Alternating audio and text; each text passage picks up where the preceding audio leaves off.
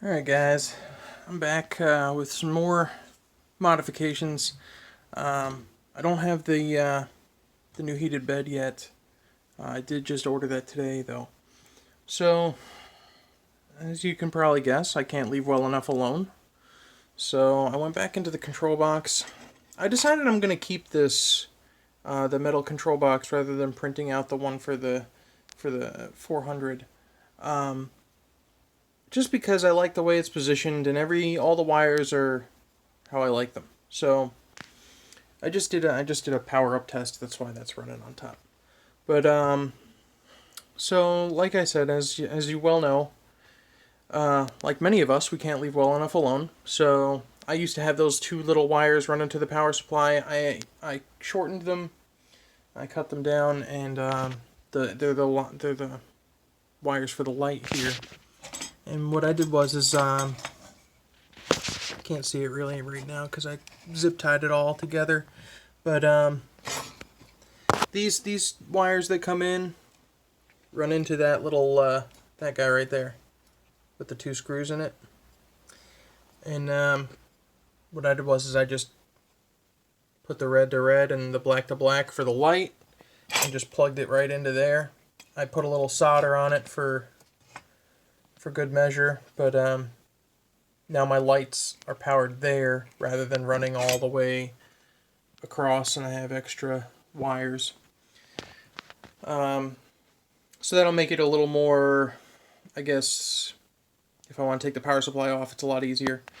Another thing I noticed while I was doing some things here, I got the, here, let me pause this a second.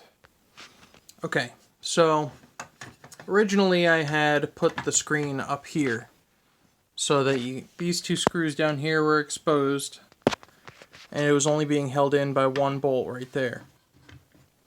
And then it also made the screen a lot higher. See how much higher than the bed it is?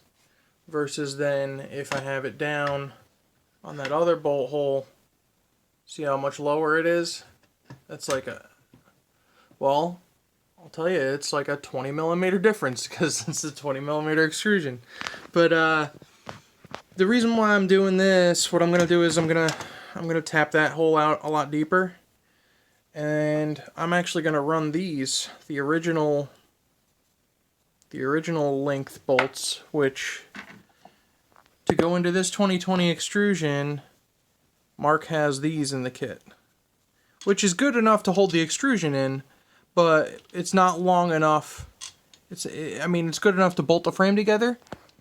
It goes pretty deep, but it's not long enough if I want to also put it through here and have it all the way, because that's like having it there. And then you see how it's only in a couple of threads. And that's just not deep enough. So what I'm going to do is I tapped it all out. I tapped this one out, and I'm going to tap this one out. I actually just used the screw itself to create the threads going in here. I don't recommend you do that. If you want to do it, actually use a tap. I just did that because I was like, screw it. If I mess it up, I can just fix it. But for here, I'm going to actually use the tap. And then I'm also going to make a 20 millimeter, I'm going to print a 20 millimeter spacer, probably about like a 5 millimeter wall thickness. And then I'm going to put it here behind the screen so that when it bolts down, it'll actually put some pressure. Now, the reason why I want to do that is just because, yeah, I could hold it in with one bolt, just right down here, and I could just hold it in with one bolt, but I'm kind of OCD and I want to fill that guy. So I'm going to put the other bolt in there too, and I'll probably put a little washer on each one because it's messing up the finish. But yeah, I'm going to do that so that the screen sits a lot lower. And the reason why I'm doing that is because my print head is freaking huge.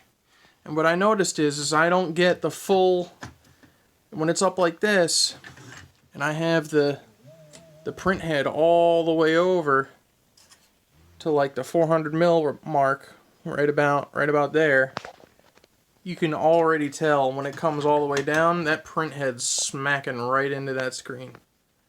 So just a little early preparation. I'm going to have it here, and then by the time I have the heat mat and the new borosilicate glass, it's going to be maybe a millimeter or two above the bed plate, which there's no way it'll contact at that point. So if you guys have like a big print head like I do, I'd highly recommend mounting it on this lower portion here, if possible, or just, if you want, just completely like have it stand alone somewhere else. But if you want to mount it back to the frame like I do, I would suggest doing it down here rather than up here, just to remove any, well, it allows you to use your whole bed. So hope that helps somebody. I'm gonna get back to putting this all back together and tapping that out and bolting it up. All right, that's it for this episode. See you next time.